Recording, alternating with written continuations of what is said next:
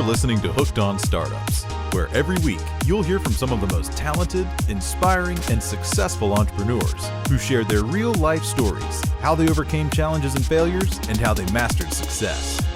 Get ready for some of the best business tips, tricks and tactics, and some frank, unscripted discussions. Here's your host, Matthew Sullivan. I'm going to press recording. This is too good.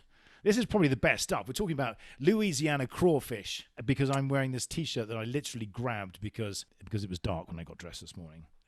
There you go. You know, only because the sun hadn't risen. Because I'm normally up so early. I do my 15-mile run.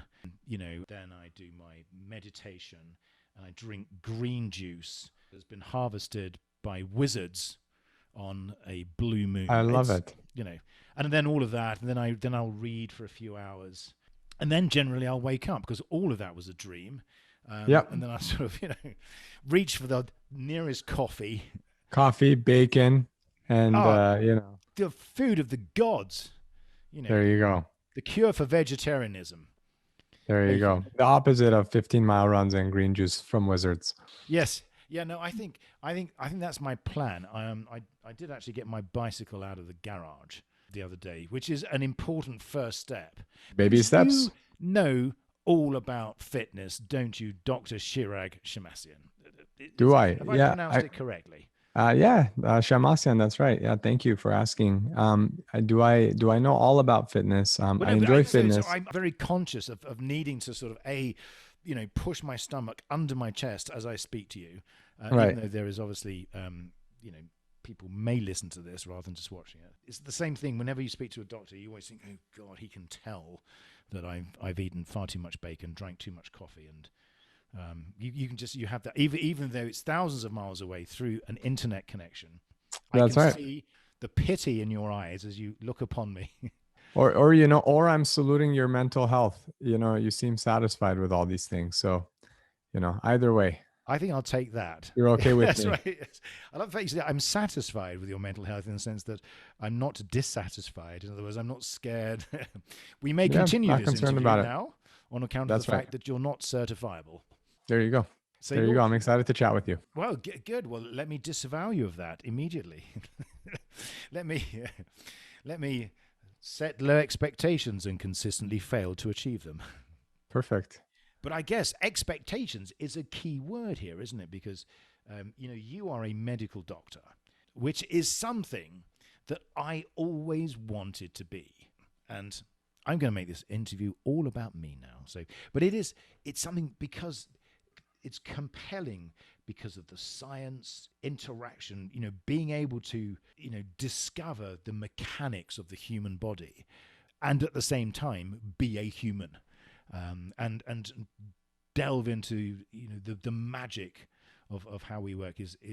Does that still today cause cold winds to brush across your temples? Oh.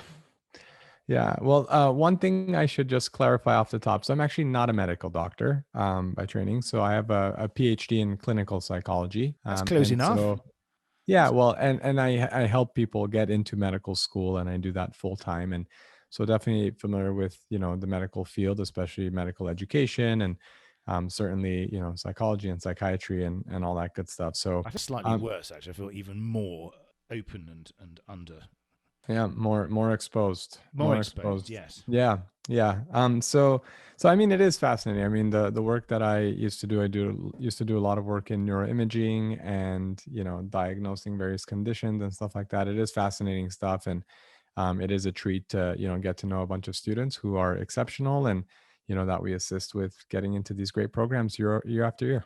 So how did you come across this? Because it's not a natural pathway to cross the chasm between professions and business. So it's tell me, about your journey. It's a horrible word to use, but that, the pathway and what brought you here. Yeah, it sort of developed organically and out of necessity. I don't know of any 8-year-olds who are saying, I want to help people get into college one day or medical school. Admissions isn't like a cool thing that little kids aspire to, at least none that I've met. And so really, I mean, my story was, attended a small high school in Los Angeles that had very little in the way of college counseling, but I wanted, to get into great schools. And so I was self-taught with the process and achieved my own success, got into great programs, got a ton of financial aid and scholarships, and people started asking me for help. And then I was at college and I was pre-med the whole time. So I was actually aspiring to go to medical school and did very well at Cornell, had around a 3.9 GPA, and was learning everything about that process and helping people get in even before I had gotten in. And certainly after I left school, I was helping people get in. And I used to do it, just on the side, because I enjoyed it and people needed help. But then people were being tremendously successful, and two people became four people became eight, and it sort of grew from there. And I just really enjoy it because there's a lot of misinformation. First things first, right? And it's a high stakes process. So just being able to help people achieve their educational and career goals is tremendous. The other thing is I meet a lot of interesting people. I speak with a lot of students every single year, each of whom has their own story and path and the things they focus on, and just understanding how different people arrive at the same point is fascinating, and helping them craft their stories. So it was organic, like I said, out of necessity. And I feel very fortunate, honestly, to be in this position. But it's a fascinating story, because just the concept of understanding that there is a process behind seeking education at presumably an early age, I think probably slightly beyond the age of 8, but still, most people, I think, really just go through the education process assuming that they will be guided by people whose job it is to guide those people, without really understanding, or without do you find this is my assumption anywhere near the mark, where people don't work backwards from an objective to try and find out how to reach that objective? They tend to sort of wumble forwards, as it were, and find themselves in situations. Is that a true sort of observation? It really varies. A lot of the students that we support have wanted to be physicians for quite some time. It's not very common for someone to say, be an accountant, and then say, you know what, I'm 30 now and I'm going to switch gears. And there are those people. But they're not very common. And, Yes. so most of the people I, work with knew from before they wanted to be doctors. Yeah. They don't necessarily know how to get there. Their parents may or may not be doctors. Maybe they studied here, maybe they didn't study here, in this country, in the States. But they have an objective in mind usually, but they don't know what to do to get there. They listen That to is the other. mark of a true profession, though, isn't it? Where someone just knows that they want to be a Yeah, medical doctor. They know that it's a long road. yes. It's a really long road, and there's no real alternative. Like, right, if you want to do that thing, you're going to do that thing. And it's not like there's another field that's highly similar or something like that. You can argue, nurses or PAs and stuff like that, but to be fully in charge of patient care and overseeing that kind of stuff, and being able to really change people's lives in that way, it's a pretty special field. What is involved? So, in other words, if you were to look at the key criteria, or the Yeah. key sort of cornerstones of becoming a successful applicant, aside from the academic requirements, Yeah. what are the most challenging things that people don't really understand until they start the process? Yeah, so academics are easy to wrap our heads around, right? You got to get certain grades, you got to get certain score on the MCAT, or but where things get really complicated is beyond stats, because now you're thinking about extracurricular activities, and you're also thinking about how to write great essays, whom to get rec letters from, having great interviews and things like this. And I think a lot of times, people really treat the extracurricular process as a series of check boxes. I have to do this many hours of this. I get so many questions every day. How many hours of this do I need to do? And if you try to distill it into a numbers game, you're not going to do well, because you're not going to really develop a clear theme across your application. It's sort of like, you're a podcast host, and, if someone said, well, what do you do? And you said, well, I talk to these kinds of people, and I also talk about these kinds of people. If you did 40 different things, you're not going to be, the go-to guy for anything. Mm-hmm. And that's a problem, because, we live in a highly specialized world and an increasingly specialized world, and you have to have a shtick. And so, having a cohesive narrative where, your research interests align with some of the service work you do and the clinical work you do and the story you tell about yourself and the genesis of your desire to be a medicine, we have to craft a story. You're essentially marketing yourself. And this it is because of the competitive nature of the number of people that are looking for admissions compared to the number of available places. Oh, it's crazy. Yeah, for MD programs, for the sort of the primary medical doctor degree in the United States, we have DO programs too, but there aren't as many of those. Around 40% of people get into any one school in any given year, meaning around 60% of people don't get in anywhere. And every year it gets harder and harder. And Go what ahead. you're saying, so it's not just based on the academics. So No. and so And the other piece, go ahead. So all I was going to say is all of the extra layers of complexity that you need to bring with you to the application. When do you need to start thinking about that? I mean, at the start of college, if your goal is to go straight through or take just a gap year or two, you really have to plan out the right coursework, the right extracurriculars, the right, when to take the MCAT, which is the standardized exam for school, whom to develop regular relationships with. And so you got to start early. I want to also, I assume you're not American based on, your accent. You see, this is what I mean. You see, brain the size So of the planet. so It's just, smart, you know, right? I'm Smart. I can hear an outclassed, accent, yes. right? Yeah. So the reason I bring that up, because you asked earlier, why is it because it's competitive that schools want all this stuff? That's part of it. The other thing is it's a very American thing to Yes. wanna, my parents are immigrants from Lebanon, and I know I've spoken with people from so many countries around the world, and you talk to folks and a lot of them are confused about why the heck does someone want an essay? What is this like? I want to get to know you, the whole person. I think we take it for granted in the States, but these are pretty American phenomena Yes. as far as, making sure to explore different interests, write about them, all this kind of, whereas other schools in other countries, they tend to be much more numbers focused. You got to get these marks.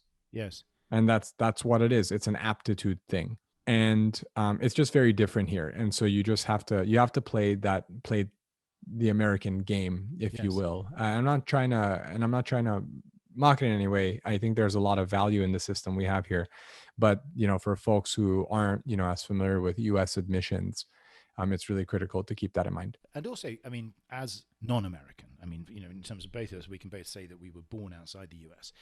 Do you think it helps in terms of perspective? Because from an analytical perspective, are you able to take a step back and see the logic behind why these additional requirements are there? And I do.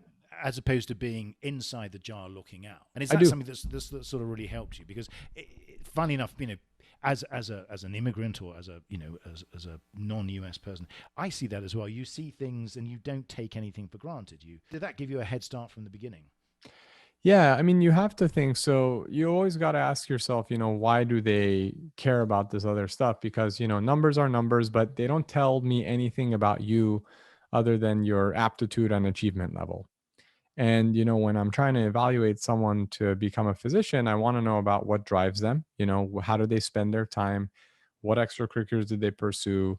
What do others say about them? What do they bring to the table? What's their life context? What's their path to medicine?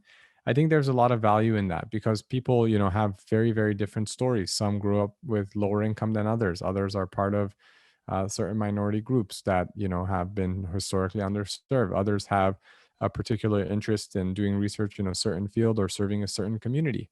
And all those things, if I just said, okay, I'm going to focus on the numbers, that's a lot of rich information that I'm not going to be able to capture. And so that's why it matters to think about that from a much higher level. And I also agree. I mean, having had a very minor exposure to the British medical system a few years ago, I was part of Virgin's London Air Ambulance, so I got an inside view of how it works, that you don't normally see. And it's, this was some time ago, but it was pretty antiquated. It was almost Victorian in terms of the approach and the layers of people and the hierarchies, and again, I think it's actually really encouraging to see that the approach that's taken over here in the US is much more holistic. In other words, if you're dealing with someone who has a medical condition, it's a people job.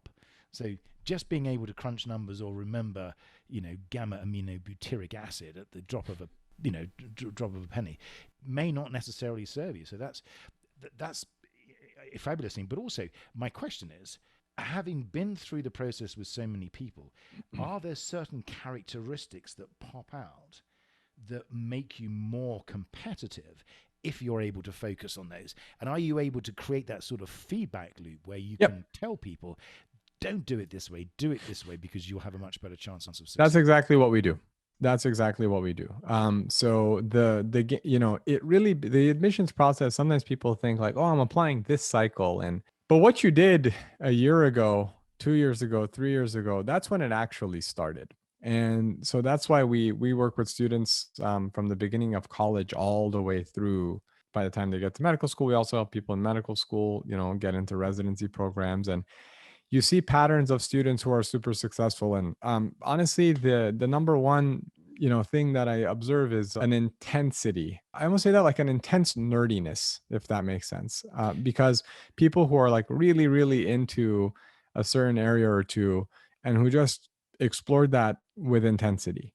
It's not great when when you've done research with geriatric populations, the community services with kids, the clinical work you've done is, abroad, just the general population in Costa Rica or whatever there's no, it's like, well, what's this dude about? What are you trying to? What does that mean? I know the words you're using, intensity, are often, replaced by that horribly overused word passion. Oh yeah, I don't like that word very much either, because people often talk about I need to find my passion, and passion is not Isaac Newton's apple that will one day fall on your head and you realize what it is. Passion is something that you have to do stuff and learn whether or not you like it, and then if you like it, keep doing it. If you don't like it, well, what aspects did you like, what didn't you, and you can pivot. And I think that people sometimes are so scared, so nervous about choosing the wrong thing that they just get frozen in their tracks and they don't act. I mean, you talk about startups. How many people do we know? I just need the right idea. I just need that. No, dude, you just need to do something. Yes. And see where, where that takes you. But then there's the other thing where people act out of anxiety, right? Where it's like, they're worried about not doing enough or falling behind. So they just follow their neighbors, and they develop these very well-rounded generic profiles where, you ask them, what's going to stand out about this person, and nothing comes to mind. So the real rock stars in all of this are the people who are very, like I said, focused in an area or two. Maybe they just care about child social welfare. And so, they worked in policy. They did research on how to develop the right social welfare policies. Their clinical experiences or patient exposure experiences were in the foster system, whatever the case might be. And so they just have an intensity about them, and a clear shtick where I can sort of hang my hat and say, aha, this is what makes this person special. And that's really the key. It is. And it's very interesting because a lot of people that I speak to, in terms of where they are today compared to where they started, it's normally completely different. So no one really in the business world, in the entrepreneurial world, it's not, you don't have the same linear pathway to a profession. So people start with something which leads to another thing, which leads to another thing, and many people find themselves doing something that they never expected themselves doing. Sure. But it comes out of some problem that they've had, that they've found a solution to, that they feel so. And again, so it doesn't start out as a passion. So people, don't wake up saying, I feel passionate about this or that. But you're absolutely right. What happens is through adversity, through effort and engagement and immersion, they find themselves in something where they become very good at it. They get success. That success feeds their enjoyment. And you're right. Sure. That, and you can detect that intensity with someone because you can detect the fact that every neuron in their brain is thinking about this at the same time. Yep. And I think, so the question then, because there is a question in here, is that something that you are born with, or is that something that you can develop?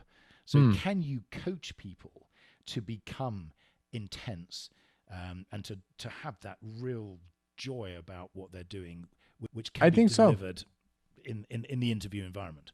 I think so. And that's the thing. You just have to, nudge students to pursue things, even, that we feel might become an area of great interest, but also make sure to pull the reins when people are just trying to nervously tack on things to their resume, and you just have to be very deliberate and have those hard conversations about, well, why would you not do that? Why would you do that? What's the worst case scenario if you don't like it? You're not going to break anything. You're just going to, try something different. And but teaching people how to not act out of anxiety or fail to act out of anxiety, I think, is a really big thing, because you're right. You said something really interesting there. The better you get at something, the more you enjoy it. We all like things we're good at. People who enjoy cooking, they tend to be better cooks.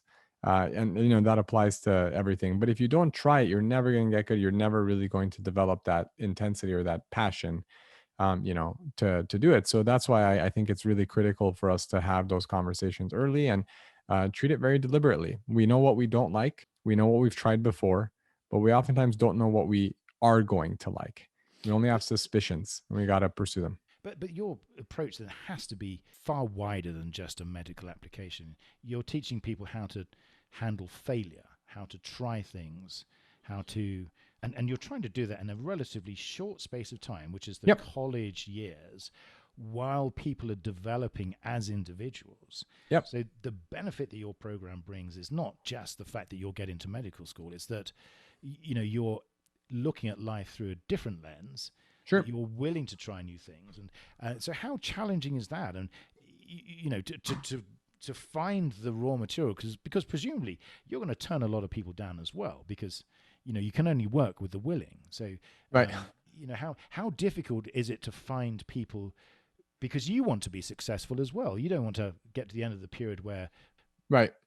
So that's the challenge. Sort of works both ways, I would have thought. Yeah, absolutely. I mean, it's an interesting field. I love that you brought that up. You're teaching people how to, fail. You're teaching them how to rethink things that they thought they might like or not like. We have a lot of students who go through big realization moments, and I found too, when we focus so much on academics and, certain achievements and all that kind of stuff, one of the concerning things I've observed over the years is we have a lot of students who have done well their whole lives. They were in grade school and high school and they did really well. They're usually near the top of their class. They go to these good colleges. All of a sudden, by definition, not everyone's going to be the best of the best. And so you have a lot of people also who get their first dose of reality that, Yes. where, you're not the top of the heap. And people have to really work through that stuff emotionally too. When I was in high school, I was at the top. Now I'm not. Should I still become a doctor? Is it all over for me? What does that mean about my identity? I always thought I would be a doctor. So, people really get latch onto these images of themselves and what they had to be and what it had to look like. And so when people struggle, it just completely rattles their self-image and their worldview. Yes. And I just find that it's critical to, teach our students how to accept that in life. And I guess you are uniquely qualified based on, the work that you've done to be able to spot these types of pathways. So if someone is going down this sort of denial pathway, or if they're likely to fail because of a self-induced belief that they're not going to be able to succeed. So I suppose that, do you find with the people that you work with, at what age would you say you have that sort of realization that everything may not be rosy? Does it happen in high school, or does it happen in, do you see these moments where suddenly people think, oh my God, hang on, this is actually going to be harder than I thought? I think it's different for everybody. My story is different. I grew up, like I said, with immigrant parents, and there were, financial challenges growing up. I grew up with Tourette syndrome, diagnosis I still carry. And so there was a lot about that I had to work through, whether it was, social stuff, Yes. or, coming to terms with, well, am I good enough, and all this kind of stuff. And for other people, they've coasted through high school, and they get to college, and that's the first time, they get quote unquote punched in the mouth, so to speak, Yeah, right? yeah, yeah. Like I where know. they You have know the that difficult moment. yes. And so it's, I think, at every point it comes. And then there are some people who, go through medical school, they're in residency, they're tired, maybe they're even in their attending positions, and they say, oh my gosh, am I going to do this for the next 30, 40 years, and then they have their own so it's not, so our goal in life is not to avoid these difficult situations, is to learn how to, it's to accept that they're going to happen and to cope with them. And it's funny you said, like, well, this is where my training really comes in. Someone recently asked me, they're like, do you feel like you use your psychology background? I say, probably now more than ever. I feel more like a psychologist than ever, in that, there are a lot of like thoughts and emotions that our students deal with, that we're helping them navigate, as young adults. And on top of that, we're helping them craft stories in a way that's going to be compelling to a different person reading it. So we have to put ourselves in the mind, or we have to adopt their thinking and think, okay, what might an admissions committee member think about this? And so there's a lot of this dance going on day to day. And it's very different than what a student has had to do. Usually they had to study the Krebs cycle and take a test, or, the molecular structure of GABA, like you brought up earlier, right? It's the only thing I can remember. Yeah, well, hey, that's a good one. It has a good chemical name. But no, when you're sitting and you're like, oh my gosh, I took all these pre-med courses, now they want me to write creative nonfiction. What does this have to do with being a doctor? I've never written something like this before, and people panic. And so our job is to help assuage their concerns and help them deliver awesome information. But the important thing about your business is it's outcome focused. So, it is not therapy. No, not at all. So to be clear, I'm not practicing as a psychologist in my work. Just that the application, but it's going to is seem really like that, important. I mean, do you get people that go in that sort of view it? I mean, but the important thing for you, I guess, the challenge for you is to say, look, this is an outcome focused process. The outcome is to get you into the medical school that you want. Yeah. So in other words, we're going to go through certain steps that are going to be painful, because they are not going to resonate with who you think Sure. you are. But I suppose the real challenge is, one of the challenges when you're working with people is for those people to think that you're going to provide all of the answers and you're going to give them this sort of bucket list of things. I thought you were going to provide me a presentation, then just popped up saying, here are the 10 ways to get into medical school. That's Copy right. these and you'll be fine. But it's not like that, is it? Do people think, I'm going to work with Dr. Shirag and therefore I'm going to get in because all I'm going to do is follow his process? Yeah, it's there's we have to be honest about our limits too. We can always prescribe what we think a student ought to do, but a student actually has to execute those things. We help our students secure research internships, but you have to do the work and you have to build a relationship with the researcher to get a great rec letter to publish. Or if you're doing, starting a service initiatives, you actually have to do it and organize it and execute it. And so there's a lot of hard work involved. And, absolutely, I feel incredibly confident in our ability to help students achieve their goals. Yes. But I don't take, our students get in at pretty extraordinary rates, but I'm very mindful not to take all the credit, right? Because I'm not the one who actually was in the lab that day. I'm not the one, what you're doing is you're providing a framework to enable Exactly. them to excel. So what are the most unexpected things that have come out of this business from the things that you least expected? I suppose it depends on when in the process you ask me, different things come up. I mean, from the beginning, right? Like when I decided, I'm getting more demand, let me start doing this work and, more intensely. And I started, people would ask me for resources. Hey, Dr. Shemmassian, do you have a great resource on the medical school personal statement? And then I would say no, and I would look for it and I didn't find it. I was like, let me start writing this. I think I could write a good one, and wrote stuff for other sections. And then all of a sudden I was getting non-referrals coming. Yes. And that was, and then I was like, who are you? How did you find me? And they're like, Google. I was like, what? They're like, oh yeah, I found your blog. I was like, oh, I never thought before about how something ends up. And so we developed a much larger, blogging approach and SEO framework that has paid, dividends as far as reaching great students. So that was unexpected about, number of students that we would support one day. I mean, unexpected that I got stopped at a hamburger store one day and said, "Are you Dr. Schma?" And I'm Yes. like, okay, it's just been Presumably you were on this side of the counter. You were, yeah, that's right, yes. that's right. That's right. So it's You're just, the one flipping the burgers, yeah. yeah, it's just been really interesting. There have been from a student perspective, we've helped people, get into basically every single medical school, usually many times over. That's been unexpected just because of, the reach Yes. that I never thought, we could have. And there have been other difficulty, people who have certain expectations despite not having the backgrounds, for it. Everyone wants to get into Harvard Medical School, but, not everyone has the background. I think for it, so- Harvard massively overrated myself, which is why Sure. I didn't go, so Yeah, it's it's one of those things. So Yes. just, it's always about navigating wherever we are very thoughtfully, because I'm a stickler for, quality of support. And even as we've supported more students over time, I'm very obsessive about making sure that the quality of support is excellent. And so we have a lot of things in place to make that happen. So again, systems and payroll and, maintaining a website, just stuff like this that I was just the guy who was very good at helping students. yes. And now there are things I think about that I never thought I would think about. There are issues I used to deal with that I think are, small potatoes now. There are certainly issues I deal with now that I will think are small potatoes in a couple, and that's Yes. sort of that's been the fun thing, where it never gets old. There's always some new lever to press or to pull and all that kind of stuff. So it's been a cool journey. And do you think that what you're doing is something that has to be focused around you ultimately to maintain that quality, or people that are very close to you?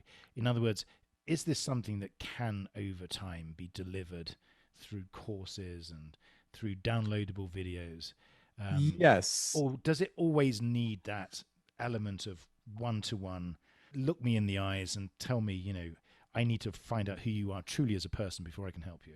Yes and no. I mean, it's like if you read a book on a subject versus hire a coach to help you do the thing. Yeah. It's very similar. If you think about a home fitness program, you can follow someone's YouTube videos or, get a 30-day calendar for yoga.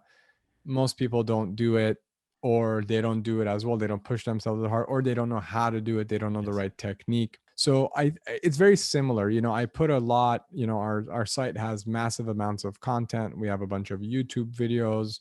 We'll develop courses Yes. over time, all these kinds of things. So let me put it to you this way, Matt, like, it's not an information problem. Yes. There's sufficient information out there. Isn't that true of everything? How do I lose weight and to get a six pack? Well, work out and eat less, or that's how, but then doing that right. Well, what do I eat? Yes. The willpower to do it, all that that's a different story. And I think there's similarities here. I give all the information, and every single year there are people who come to me and they say, Dr. Shemmassian, I've never met you before. You don't know who I am, but I exclusively use your materials and I got into X, Y, and Z medical school. And I say, that's wonderful. And then there are other people who say, this is absolutely valuable. It's massive amounts of information. Now I want it applied in a custom way to my life. Yes. And so I think that's never gonna go out of style. Yes.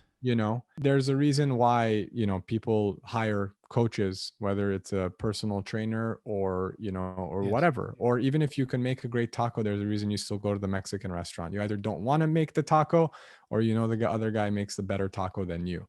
Yes. And so I think there's always going to be value in it. Yes.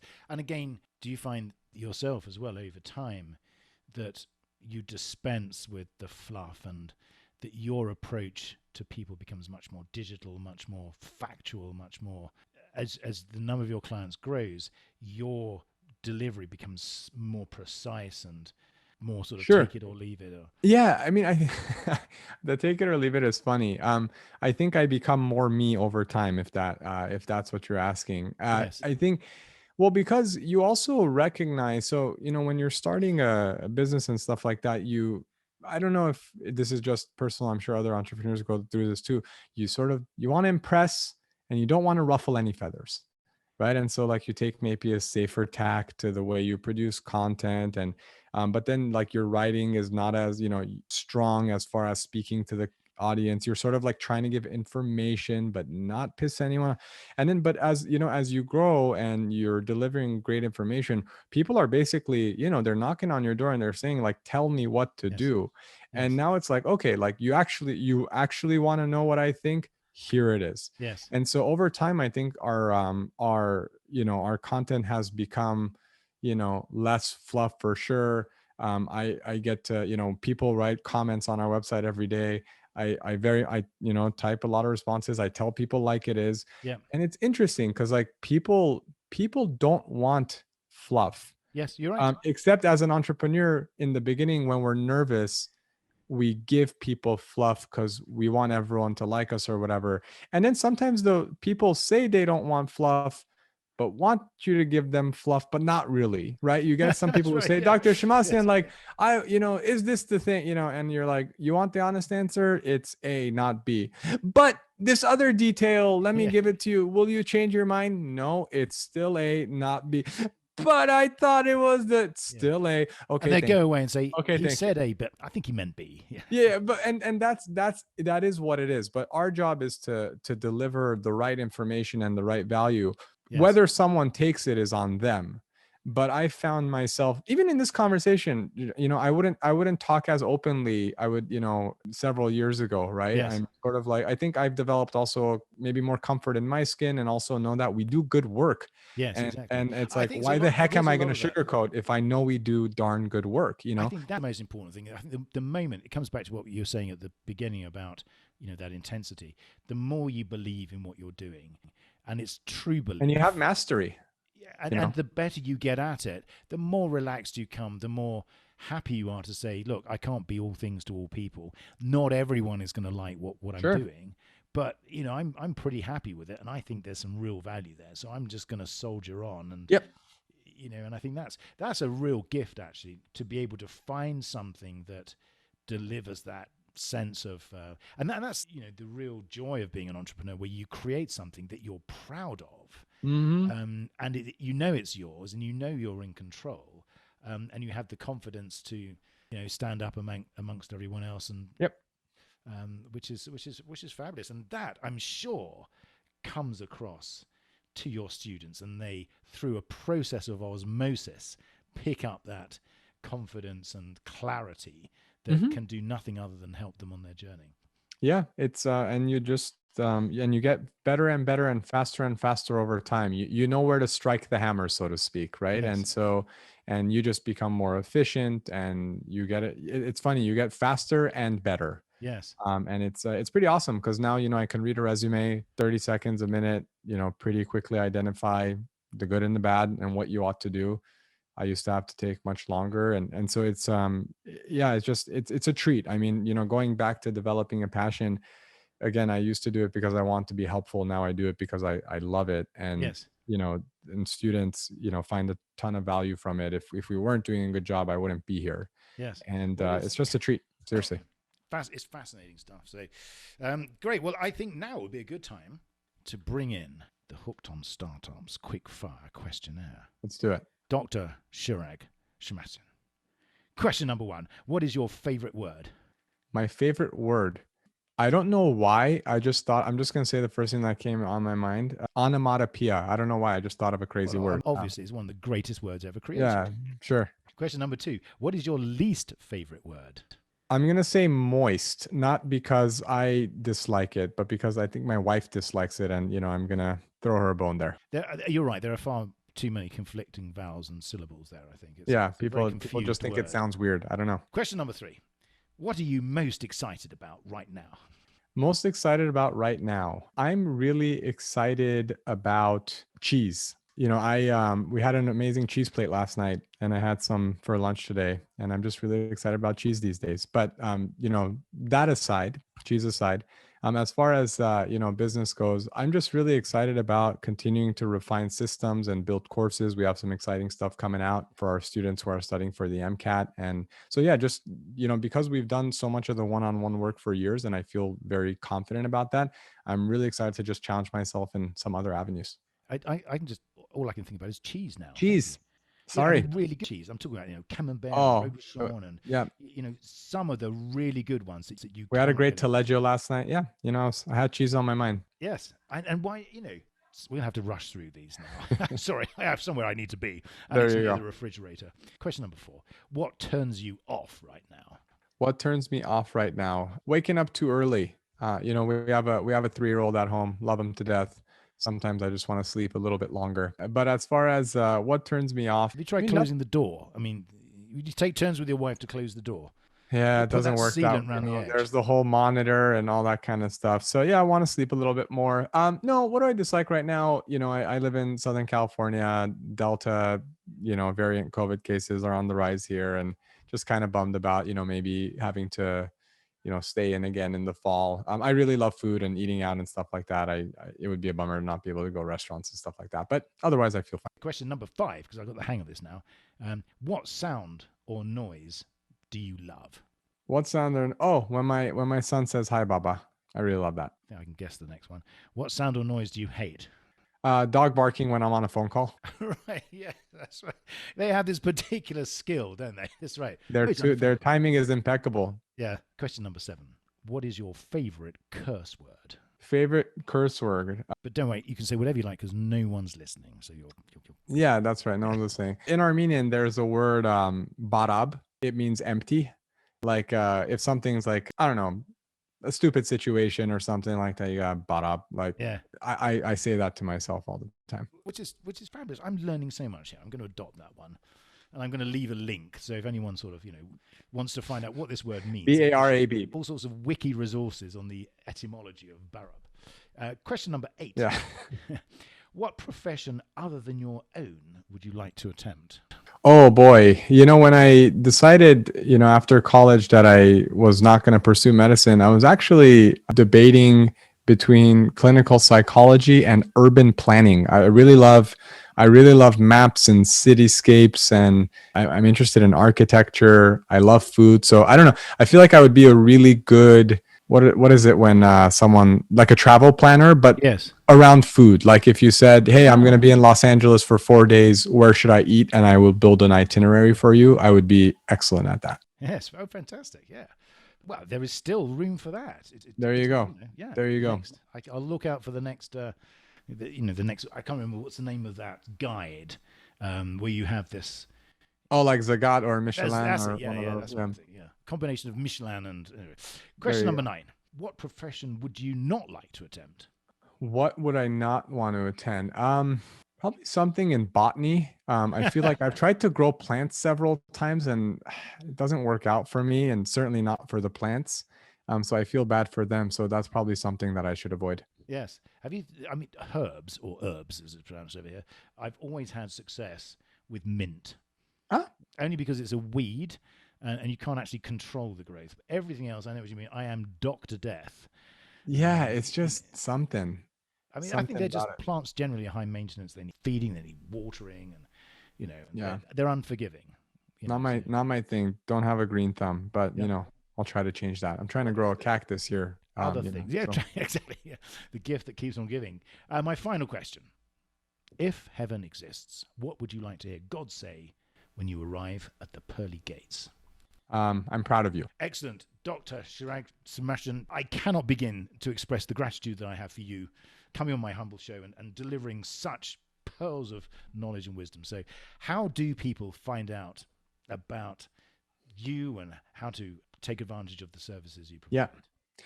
Well, first of all, thank you for having me. This was a really fun and thoughtful conversation for me as well. So I'm very grateful. As far as where people can find us, I mean, just type in my name in Google and whatever subject you're interested in, like Shemmassian Medical School interviews, or just go to the site shemmassianconsulting.com. I know you can link to it in the show notes and all that stuff. But if people want to get in touch, they can shoot us an email or, put in their question in a contact form, and it's usually me who responds, and it would be a treat to get to know folks. Well, that's great. Well, we'll do all of that. All of the links will be in the show notes. And again, thank you so much for coming on, and look forward to staying in touch. My pleasure. You take care.